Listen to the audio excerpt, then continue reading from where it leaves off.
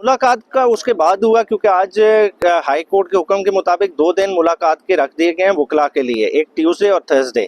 तो सिकंदर जुल्करनैन साहब, तैमूर साहब, बाजवा साहब, ये सारे बाद में गए और मुलाकात हुई। मुलाकात में इनका स्ट्रेस यही था कि किसी ओपन स्पेस पे मुलाकात कराई जाए, क्योंकि आप क्लोज डोर में करा रहे हैं और हमें सीरियस एप्रीहेंशन है कि हमारी बातें, हमारा डिफेंस आउट हो जाएगा। तो इस तरह से जो केस से मुतल्लिक पर्टिकुलर बात हो नहीं सकी, क्योंकि माहौल उस तरह का नहीं था। और ये चीज़ अगली दफ़ा कोर्ट में हाईलाइट की जाएगी कि क्लाइंट से इस माहौल में मुलाकात कराई जाए, क्योंकि देखें ये बड़ा सेंसिटिव मैटर है।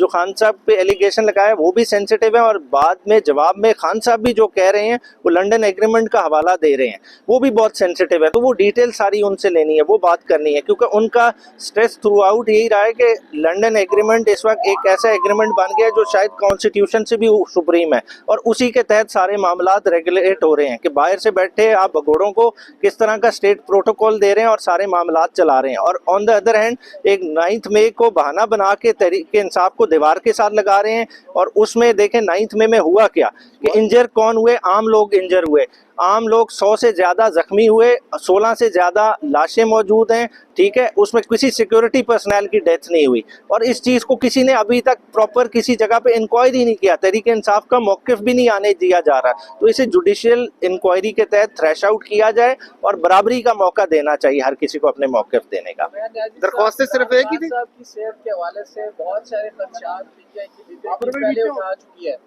आज उनकी तबीयत कैसी थी और क्या उनको अभी भी उसी तरह के खदशात या उनकी जान को खतरात मौजूद है? आप क्या कहेंगे? देखिए, तबीयत ठीक होना तो वो सामने नज़र आ रहा है, तबीयत बिल्कुल ठीक है, हशाश बशाश है। मगर जहाँ तक उनके सिक्योरिटी थ्रेट की बात है तो वो उनके जहन में उसी तरह कायम दायम है, क्योंकि देखें 2 अटेम्प्ट्स खान साहब की लाइफ पे हो चुकी हैं। एक आपने देख ली कि डायरेक्ट 9 ये जो हुई 18 अप्रैल वाली, वो कहते हैं जो जुडिशल कॉम्प्लेक्स वाली और वजीराबाद वाली बिल्कुल क्लियर कट है। और खान साहब ने जिस तरह कि अपने खदशात जाहिर किए और जिस तरफ वो अपने मुल्ज़िमान का इशारा करते हैं, तो वो अभी भी आज भी उसी तरह थ्रेट बरकरार हैं। तो ये चीज़ एवेल्यूएट होने वाली है और खान साहब की हर चीज़ को, खुराक को, ये चीज़ें मॉनिटर होने वाली हैं। आपने जी, मैं सिर्फ ये बात करूंगा कि शाह महमूद कुरैशी साहब की तरफ से हमने इस्लामाबाद हाई कोर्ट में क्रिमिनल डिवीजन जज साहब के पुराने फैसलों के खिलाफ फाइल की थी। एक फैसले के अंदर chief justice Islamabad high court ने अपना फैसला जो है वो रिजर्व किया हुआ है, और हमारी यहाँ ट्रायल जज साहब के आगे ये सदा थी कि आप मुकदमा आगे कैसे चला सकते हैं जब तक उसका फैसला नहीं आ जाता। और उसमें एक बड़ी फंडामेंटल बात है, जो इनिशियली जेल ट्रायल का नोटिफिकेशन आया था उसमें शाह महमूद कुरैशी साहब का नाम मेंशन नहीं था, और इसके ऊपर मुफस्सल बहस इस्लामाबाद हाई कोर्ट में हो चुकी है।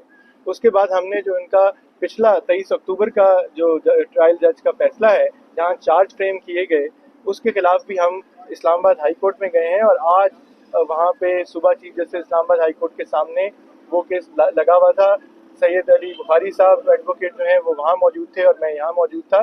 तो हमने जज साहब के आगे ये भी बात रखी कि आज भी हमारा मुकदमा चल रहा है, लगा हुआ है, कल हमारी बेल की हियरिंग हुई है, तो इस तनाजुर के अंदर आप इस मुकदमे को फौरन आगे कैसे चला सकते हैं? तो मैं रियाजी साहब कितने दरख्वास्तें जो है वकला सफाई की जानिब से दरख्वास्तें बुनियादी तौर पे जैसा जिक्र किया है, एक तैमूर भाई की तरफ से थी, एक शाह महमूद कुरैशी साहब की तरफ से, 2 हमारी तरफ से थी, और एक बाजवा साहब ने इंस्पेक्शन की दरख्वास्त दी थी। वो अभी डिटेल अपनी वो उसमें बयान कर देंगे। तो बुनियादी तौर पे 4 दरख्वास्तें थी, 4 की 4 आज जज साहब ने डिस्पोज ऑफ की हैं, और फॉर रिकॉर्डिंग ऑफ एविडेंस 7 तारीख के लिए केस को रखा है। बाजवा साहब आप आगे आ जाए बाजवा साहब।